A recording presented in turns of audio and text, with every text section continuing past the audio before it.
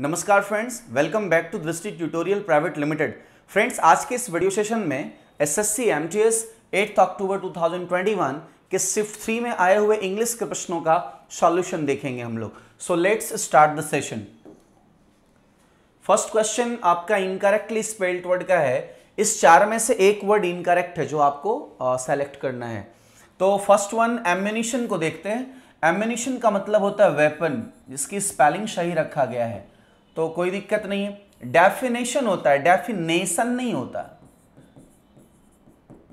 NITION होती है। Okay, सो NA लिख दिया, नेशन, यही प्रॉब्लम था तो आंसर तो यही हो गया।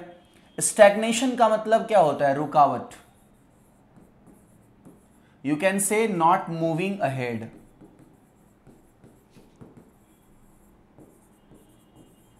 ओके, नाउ एक बचा रिकॉग्निशन। रिकॉग्निशन का हिंदी मीनिंग होता है पहचान, और अगर आप देखो तो इसको आप कह सकते हैं फेम। क्लियर है? नेम एंड फेम होती है ना, तो इसका आंसर जो था वो ऑप्शन सी था। Now the next one, next term आपका होगा sentence improvement. It means underline part को इंप्रूव करना है।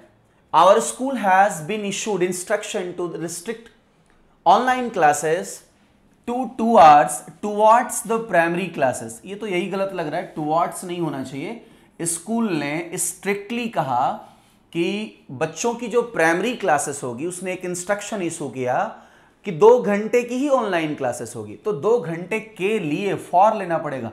towards shows डायरेक्शन, यहां डायरेक्शन से कोई मतलब नहीं है हमें। क्लियर है?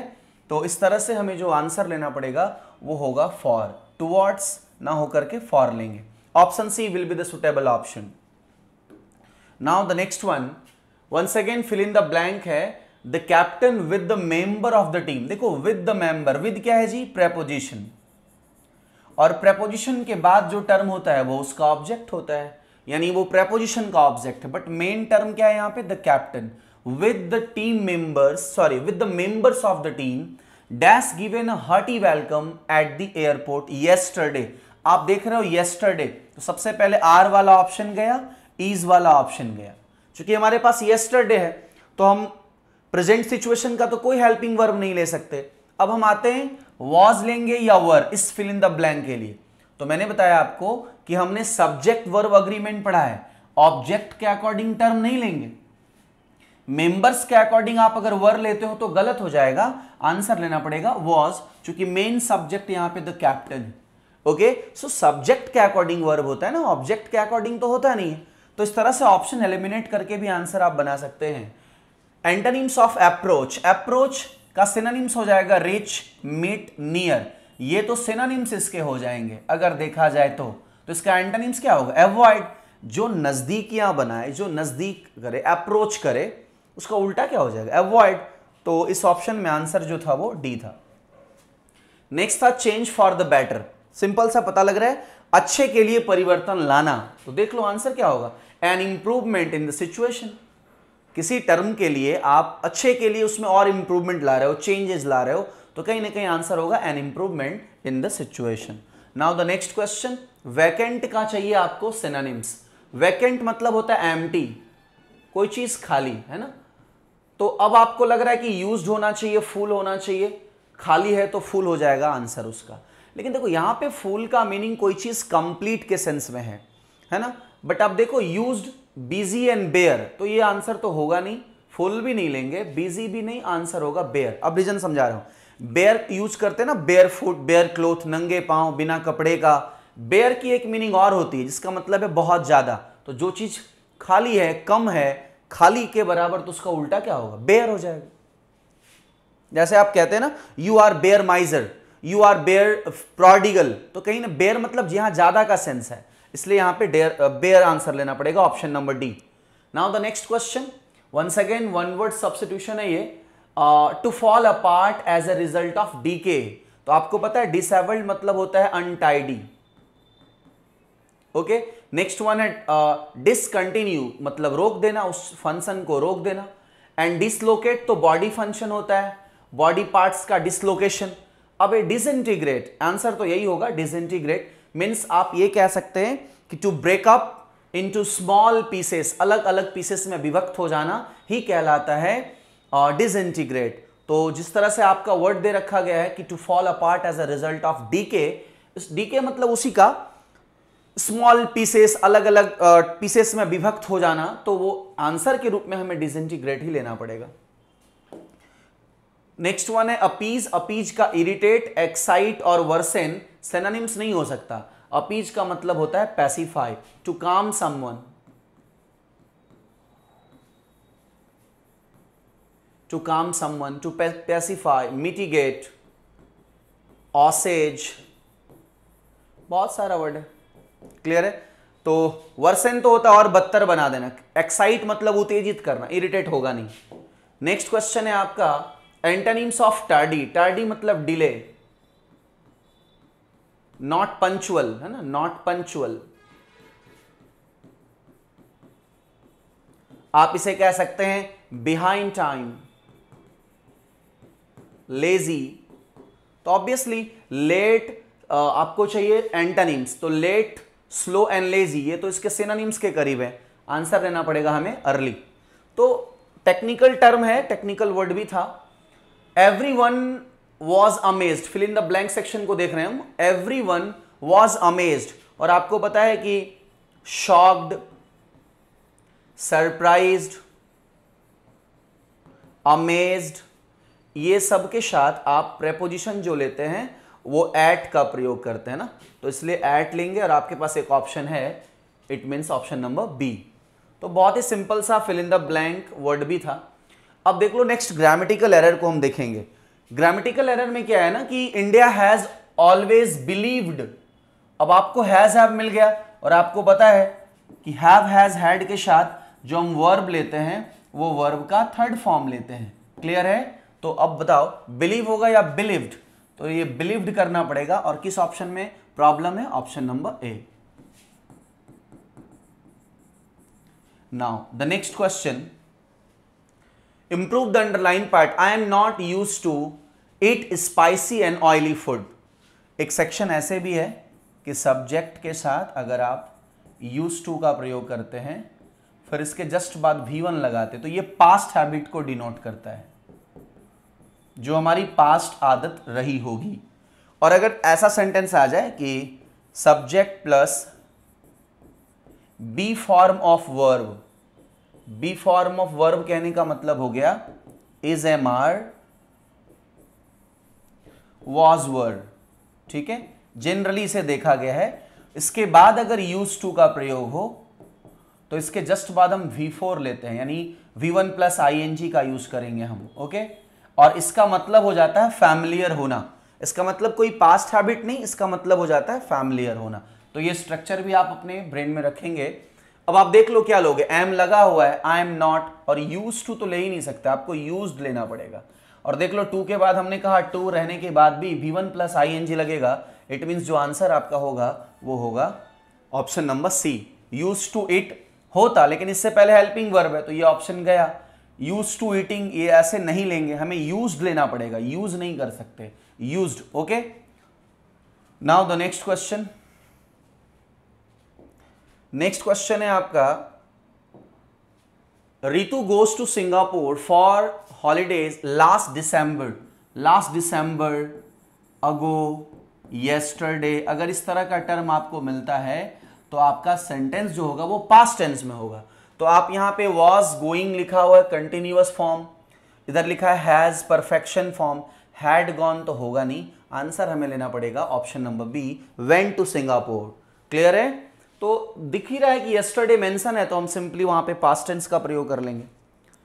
Mother tried to dash the child when he was crying for a toy.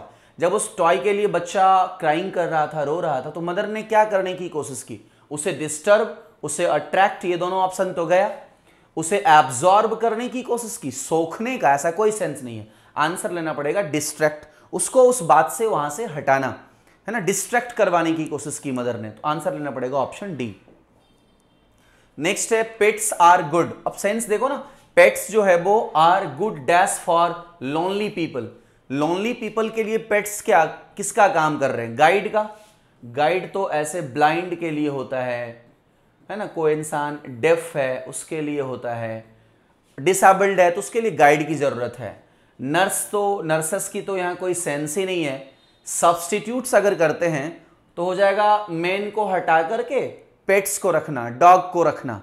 तो ये सब्स्टिट्यूट नहीं है कि घर में मेन नहीं है तो एक डॉग को रख लें। एक्चुअली मेन का वो कंपेनियन हो जाता है, जो अलोन होते हैं वो एक कंपेनियन के रूप में पेट्स को रखते हैं। तो आंसर तो कंपेनियंस लेना पड़ेगा। ये सब्स्टिट्यूट मतलब मेन को हटा दो और पेट्स को रखो, तो ऐसा तो कोई सेंस नहीं है। नेक्स्ट देखो, नेक्स्ट टर्म है इडियम्स का meaning, लूजन the purse strings. Purse के स्ट्रिंग्स को लूज करना, अपने बटुए की धागे को ढीला कर देना। तो आंसर क्या होगा? To increase the money available for expenditure. करते रहो खर्च, है ना, कि दादाजी ने बटुए का जो धागा था उस स्ट्रिंग्स को ढीला कर दिया, मतलब उनमें जो भी पैसे थे खर्च करो आप, और टाइट कर दिया मतलब सोच लो क्या होगा। नेक्स्ट वन ग्रामेटिकल एरर है, I know she is much superior. Very simple, आपको पता है superior, prior, inferior, junior, senior. इसके साथ हम ना प्रेपोजिशन क्या लेते हैं? प्रेपोजिशन टू का प्रयोग करते हैं, नॉट देन। तो यहां फ्रॉम हटाया, फ्रॉम हटा के लेना पड़ेगा आपको टू। और इसके साथ हम और क्या यूज नहीं करते?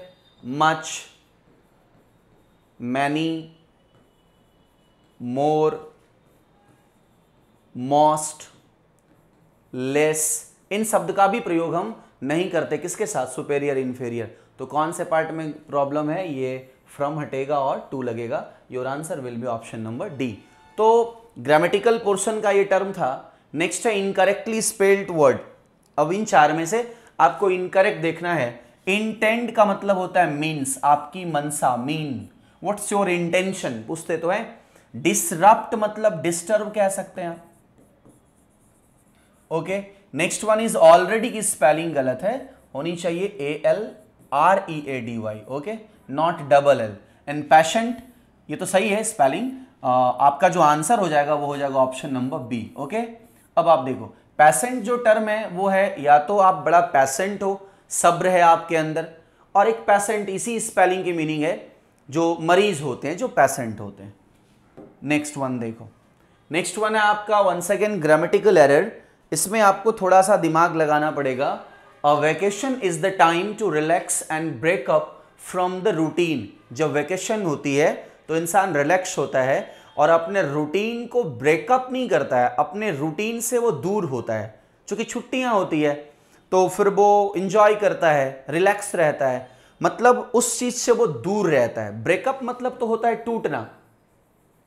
ब्रेकअप की बहुत सारी मीनिंग है। ब्रेकअप विद अगर का प्रयोग हो गया, इट मीन्स सेपरेशन या breachment of relationship, separation of relationship, ये भी मीनिंग है। अगर आप इस तरह से यूज कर रहे हो, ब्रेकअप मतलब उसको स्मॉल पीसेस में तोड़ना। अगर कोई मीटिंग ब्रेकअप हो रही है, इट मीन्स वो खत्म हो रही है। तो बहुत सारा सेंस है ब्रेकअप का, लेकिन यहां जो ब्रेकअप वर्ड है ना, यहां होना चाहिए ब्रेक अवे, क्योंकि आप उससे दूर रहते हैं ना। इट मीन्स आप अपने रूटीन से अलग हो जाते हैं, आपकी एक्चुअल रूटीन जो पहले की होती है वो फॉलो नहीं हो पाती है। तो किस ऑप्शन को सुटेबल मानेंगे? ब्रेकअप नहीं होगा, यहां होना चाहिए था away, break away from the routine. Okay, तो ब्रेकअप की मीनिंग भी समझ में आएगा। और ये अप हटकर यहां पे रिलेशनशिप के तोड़ने की तो कोई बात नहीं है, तो हम फिर ब्रेकअप क्यों लेंगे? Now the next question, a plan of the what is to be done and when। वैसी प्लान जो क्या किया जाए और कब किया जाए, ऐसी योजना जो आप बनाते हैं, that's not the meeting, that's not the scheme. Occupation, occupation का मतलब तो होता है जॉब। स्कीम का मतलब क्या कह सकते हैं? पॉलिसी, जो आपकी स्कीम होती है। मीटिंग असेंबली को बोलते हैं, जैसे जो आप मीटिंग करते हैं ना। लेकिन शेड्यूल जो हम कहते हैं कि हमें क्या करना है, कब करना है, ये आपकी शेड्यूल होती है। So your answer will be option number B. Now the next question, next question नहीं, ये कॉम्प्रिहेंशन सेक्शन आ गया। चलिए पहले कॉम्प्रिहेंशन को पढ़ते हैं, फिर इसके प्रश्न को सॉल्व करते हैं। सबसे पहले कॉम्प्रिहेंशन में हम करते क्या है?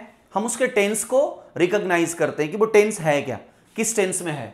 तो every living species of our planet has changed. अब आपको लग रहा है हैज का प्रयोग कर लिया, तो हैव हैज हैड जो है वो किस टर्म में आता है? हैव हैज हैड आपका प्रेजेंट सिनेरियो को की बात करता है। तो every living species of our planet has changed और इज चेंजिंग। कुछ चेंज हो गए हैं और कुछ चेंज हो रहे हैं। आगे पढ़ते हैं। Some dash such as the prehistoric sabre tooth tiger. Sabre tooth मतलब जो टाइगर नहीं, ऐसी दांत उसकी टेढ़ा होती है, सेबर टूथ टाइगर बोलते हैं उसे। तो सम क्या, आप स्पीसीज की बात कर रहे हो तो ऑब्वियसली सम सैंपल्स तो आएगा नहीं। सैंपल्स और स्पेसिमेन आपस में सिनोनिम्स हैं, और सिनोनिम्स को हम पहले ही हटाते हैं। ये मैंने पहले बहुत बार बोला है आपको कि सिनोनिम्स को पहले हटाओ, सैंपल्स एंड स्पीसीज हटा। एक बचा स्ट्रेन्स और स्पीसीज। स्ट्रेन्स मतलब टाइप भी होता है, स्ट्रेन्स मतलब टेंशन भी होता है, इस तरह से। तो एक्चुअली आंसर लेना पड़ेगा स्पीसीज। हम बात किसकी कर रहे हैं? ऊपर में स्पीसीज का। तो some species such as prehistoric sabre tooth tiger, क्या हो रहा है? आगे पढ़ो। Sabre tooth tiger dash died out. अब आप देखो सेंटेंस प्रेजेंट में है तो हैड वाला ऑप्शन कटा, और आप कह रहे हैं कि sabre tooth tiger dash died out, has died out, have died out. तो टाइगर सिंगुलर सब्जेक्ट है तो हमें हैज लेना पड़ेगा।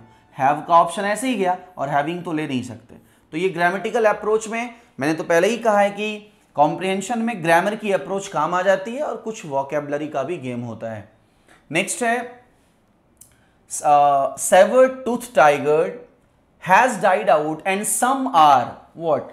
कुछ तो ऐसे हैं जो जिसके दांत ऐसे सेवर टेढ़ा दांत वाले टाइगर जो है वो एक्चुअली वो मर चुके हैं। कुछ नहीं होते कि विलुप्त प्राणियों को धीरे धीरे जो उसमें डिक्रीज आती है कि यहाँ पे बहुत कम टाइगर बचे हुए हैं, उसको रेड लेटर बुक वगैरह में, रेड बुक में उसको मेंशन करते हैं वो लोग। तो एक्चुअली वो क्या हो रहा है कि कुछ मर चुके हैं और कुछ मर रहे हैं। तो मरने की क्रिया कैसी है? रेगुलरली। रेगुलरली का मीनिंग तो होता है फ्रीक्वेंटली। क्या ऐसा सेंस आएगा? ये ऑप्शन नहीं आएगा। उसके बाद बचा ग्रेजुअली, ये आंसर होगा धीरे धीरे। डेलिब्रेटली और रेडली ये तो होगा नहीं। डेलिब्रेटली मतलब होता है इंटेंशनली, क्लियर है, जो चीज जानबूझकर होता है, ऐसा कोई बात नहीं है।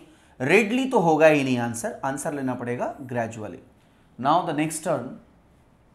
नेक्स्ट है समटाइम्स न्यू स्पीसीज अपीयर। कभी कभी ऐसे भी कुछ स्पीसीज हैं जो अपीयर हो जाते हैं, सामने आते हैं। The dog is dash. The dog, देखो डॉग से पहले द लगाया है, डेफिनिट किया है, और बाद में क्या लिया है तो क्या लोगे? ए द एन, एन तो गया, ओनली गया। द डॉग इज, अब देखो बाद में एक रिलेटिव प्रोनाउन भी प्रयोग वो कर रखा है।